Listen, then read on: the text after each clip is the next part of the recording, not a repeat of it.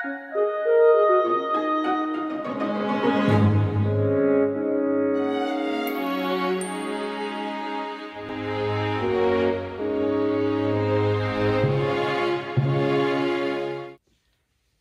et sœurs, bonjour. Nous voici à nouveau dans la sacristie de l'église Saint-André de Bayonne pour continuer les vêtements du prêtre. Après avoir revêtu l'aube, justement, et le cordon qui rappelle l'attachement du prêtre au Christ, eh bien, pour exercer les sacrements, le prêtre revêt ce qu'on appelle une étole. C'est une bande de tissu. Cette étole, le prêtre va commencer par l'embrasser parce qu'elle a été bénie. Elle sert pour l'ensemble des sacrements. Puis, après l'avoir revêtue, le prêtre la met autour du cou. Elle symbolise l'agneau du bon pasteur. Chacun de nous est un agneau qui est porté par le Christ, le bon pasteur. Ainsi, chacun de nous est présent dans la célébration des sacrements.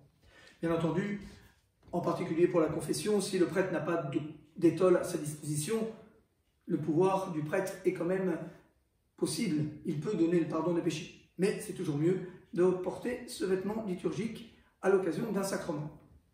Donc ici, vous avez une étole, et vous l'avez remarqué, parce que nous sommes dans le temps du carême, cette étole est violette. En effet, l'étole a différentes couleurs en fonction du temps liturgique.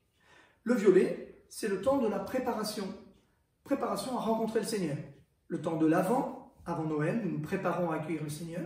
Le temps du carême, avant Pâques, nous nous préparons à fêter la résurrection du Christ. Et puis, en toute préparation de rencontre, par exemple le pardon des péchés, ou bien aussi les obsèques, où vous avez déjà remarqué que le prêtre est habillé en violet. Cette étole, elle peut être donc violette ou d'une autre couleur. En particulier, par exemple, dans le cas des obsèques, le prêtre peut revêtir une étole noire. Cette fois-ci, c'est exclusivement réservé à la célébration des obsèques. D'autres couleurs, bien entendu, que vous connaissez tous. Le vert, qui est la couleur du temps ordinaire. Vous avez ici un modèle ancien d'étole. Le vert, couleur ordinaire, couleur de l'espérance. Il y a dans l'année 34 dimanches du temps ordinaire qui sont répartis tout au long de l'année et dans lequel nous essayons de vivre comme des chrétiens de façon ordinaire.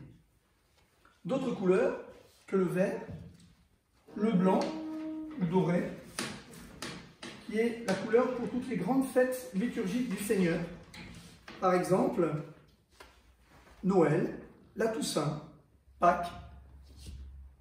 Aussi, le blanc est réservé aux fêtes de la Vierge Marie, souvent blanc et bleu pour la Vierge Marie. On peut aussi revêtir le doré à ces occasions de ces grandes fêtes, qui est aussi une forme d'honorer le Seigneur dans sa fête liturgique, sa solennité. Pour terminer, une dernière couleur, le rose, que vous connaissez, puisque nous l'avons vu pour le dimanche de l'Étaré, c'est-à-dire le 4e dimanche de Carême, ou le 3e dimanche de l'Avent, le dimanche de Gaudété. Pourquoi? Parce que le rose est une couleur plus lumineuse et qui nous montre que même si nous sommes dans l'attente de la rencontre du Seigneur, nous savons que le Seigneur est déjà venu. Cette bonne nouvelle, nous la connaissons, c'est pourquoi nous en vivons.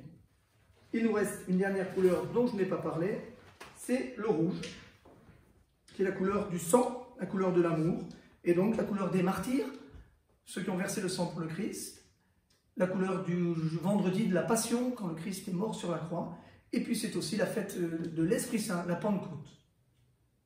Nous continuerons par le vêtement suivant. À bientôt.